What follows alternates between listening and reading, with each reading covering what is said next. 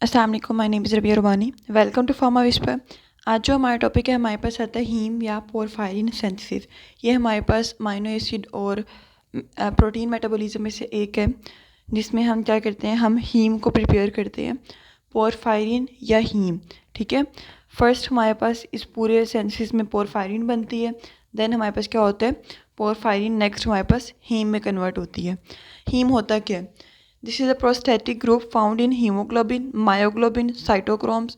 Mean के हमारे पास haem होती क्या है, हीमोग्लोबिन में होती है, मायोग्लोबिन में होती है, साइटोक्रोम्स वगैरह में पाई जाती है। और हम क्या कहते हैं, heme is an iron containing porphyrin ring. अब पोरफायरिन रिंग क्या होता है? Porphyrin ring it is a cyclic compound consisting of 4 pyrrole rings. इसमें क्या होते हैं, 4 पायरोल रिंग होते हैं, अटैच टुगेदर बाय मिथाइन या methenyl. This is double bond CH bridges, जो कि हमारे पास इससे क्या होते हैं, अटैच्ड होते हैं। सो हम कहते हैं कि हमारे पास क्या होता है, जो अगर हम पोरफायरिन के अंदर आयरन लगा देते हैं तो हमारे पास हीम बन जाते हैं। तो हम सबसे पहले क्या बनाएंगे, पोरफायरिन रिंग, देन हम क्या करेंगे, हम उसमें इसमें आयरन डाल के हम उसको हीम कर देंगे। ठीक है, इसके लिए हमें क्या चाहिए होता है, इस पूरे सेंसिस के लिए ग्लाइसिन और सक्सिनाइल को ए मेजर प्रोडक्ट्स होती हैं। और ये पूरा प्रोसेस होता कहाँ हमारे पास, लिवर में, या हमारे पास क्या होता है, लिवर और बोन मैरो में होता है हीम की सेंसिस या पोरफायरिन की सेंसिस। सो सबसे पहले हम स्टार्ट करते हैं, हमारे पास क्या होता है, ग्लाइसिन है और सक्सिनाइल को ए है। हमने ले लिया glycine, glycine CH2NH2 CO negative, succinyl को ए भी हमने, दिस इज़ 4 कार्बन। अब क्या होगा, ये दोनों कंबाइन होंगे, हमारे पास एंजाइम होगा अल्फा अमाइनो लेवलिनेट सिंथेज। ठीक है, यानी कि हमारे पास क्या बनेगा, alpha amino levulinic acid, this is ALA। ठीक है, तो यहाँ पे हमने ये वाला एंजाइम यूज़ किया, इसका कोफैक्टर क्या है, pyridoxal phosphate which is B6, vitamin B6 है। ये हमारे पास स्टेप हो रहा है माइटोकॉन्ड्रिया में।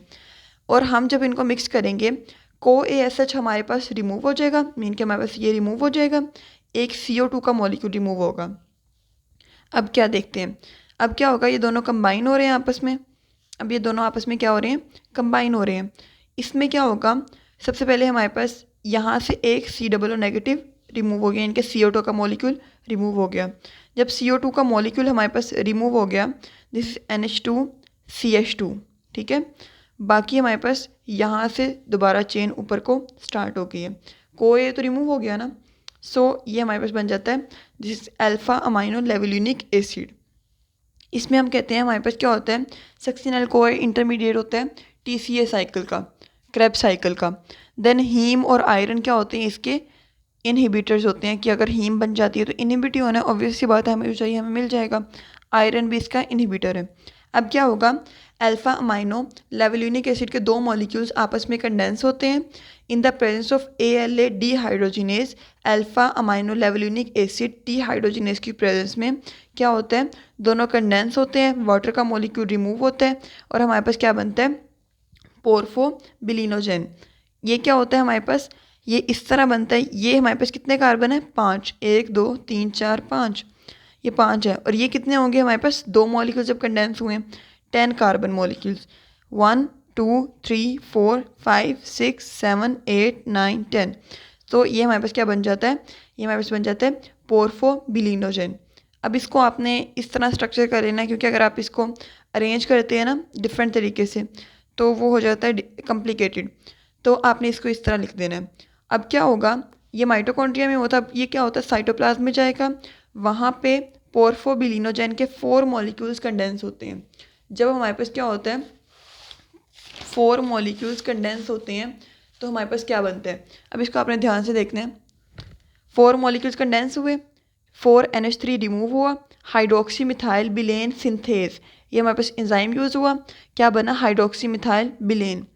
नेक्स्ट हमारे पास क्या होता है, ये जो हाइड्रोक्सी मिथाइल बिलेन है, ये हमारे पास किसकी प्रेजेंस में, यूरोपोरफायरिनोजेन 3 को सिंथेज और यूरोपोरफायरिनोजेन 1 सिंथेज की प्रेजेंस में हमारे पास क्या होती है, रिंग क्लोजर होती है और इसकी आइसोमराइजेशन होती है। मीन के हमारे पास वो मॉलिक्यूल्स क्या होता है, उसकी क्लोजर होती है रिंग की, मीन के वो खुद को आइसोमरेज बनाते हैं, अपने आइसोमर्स बनाते हैं, तो आइसोमराइजेशन होती है और हमारे पास क्या बनता है, एक साइक्लिक स्ट्रक्चर बन जाता है।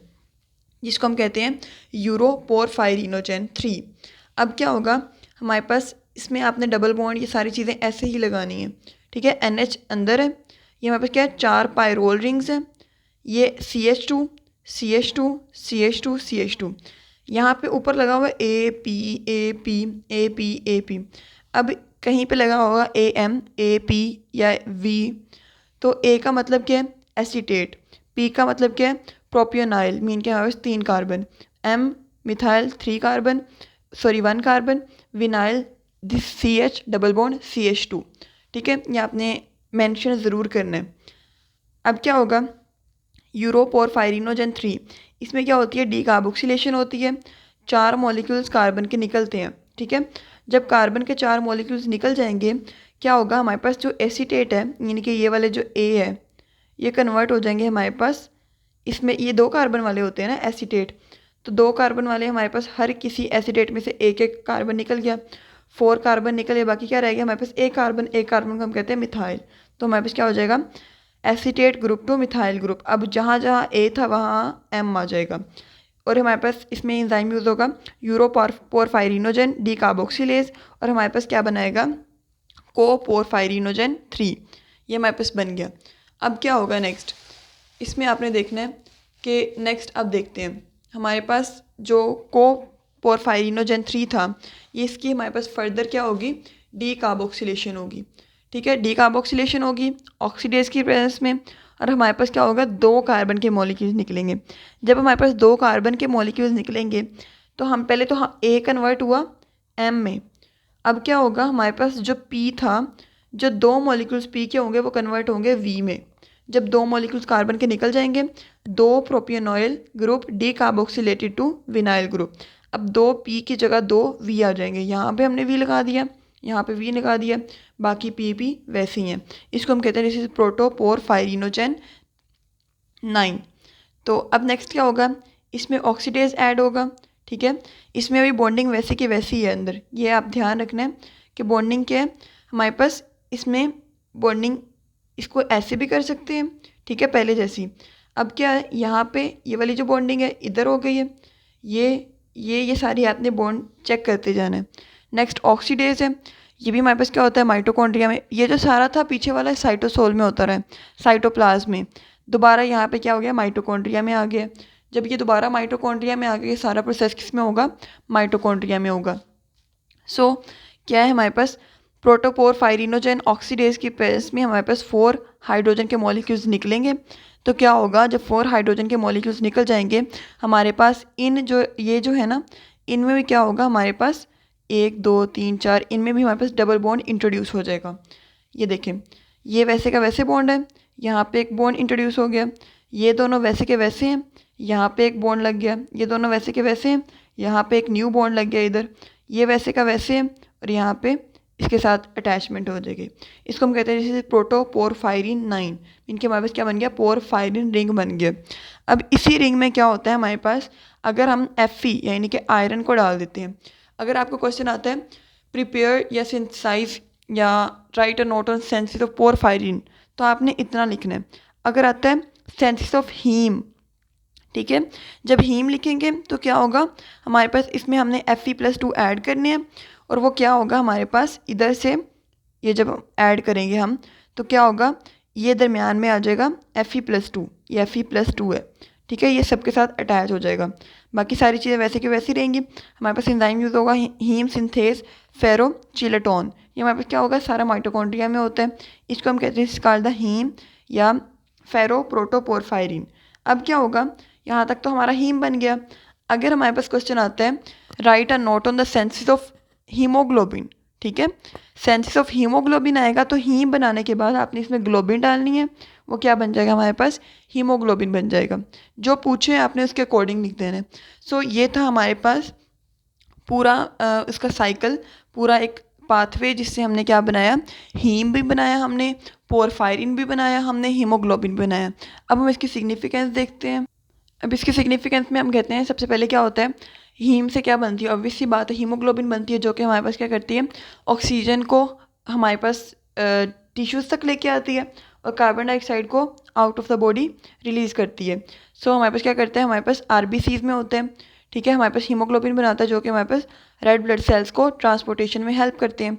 हीमोग्लोबिन जो होता है ये मायोग्लोबिन का ही पार्ट होता है, जो कि हमारे पास क्या है, मसल्स की ग्लोबिन है। मतलब हमारे पास क्या होती है, जो हमारे पास मसल्स में प्रेजेंट होती है। ये क्या करती है, हमारे पास ऑक्सीजन को स्टोर करती है और रिलीज़ करती है जब हमारे पास क्या होता है, ऑक्सीजन की डिमांड ज़्यादा होती है, किसमें, मसल टिश्यूज़ में। नेक्स्ट हमारे पास क्या होती है, डिटॉक्सिफिकेशन में इन्वॉल्व होते हैं जो हीम के एंजाइम्स होते हैं। कौन से, साइटोक्रोम P450। ये हमारे पास क्या करता है, डिटॉक्सिफिकेशन करता है ड्रग्स और टॉक्सिन्स की इन द लिवर। नेक्स्ट हमारे पास ये हमारे पास जीन एक्सप्रेशन में इन्वॉल्व होता है। हमारे पास सिग्नलिंग पाथवेज में जब गैसेस को सेंस करना होता है तब भी यूज़ होता है। लाइक हम कहते हैं ना कि हमारे पास जो हमारे पास होते हैं HB होती है हमारी, वो ऑक्सीजन को इतना अपने साथ बाइंड नहीं करती जितना क्या करती है, कार्बन मोनोऑक्साइड को करती है। तो क्या होता है, वो सेंस करके करती है ना, तो क्या करता है वो हमारे पास सेंसिंग में इन्वॉल्व होता है, हीम की सेंसिस भी। सो ये था हमारे पास हीम सेंसिस, पोरफायरिन सेंसिस या हीमोग्लोबिन सेंसिस।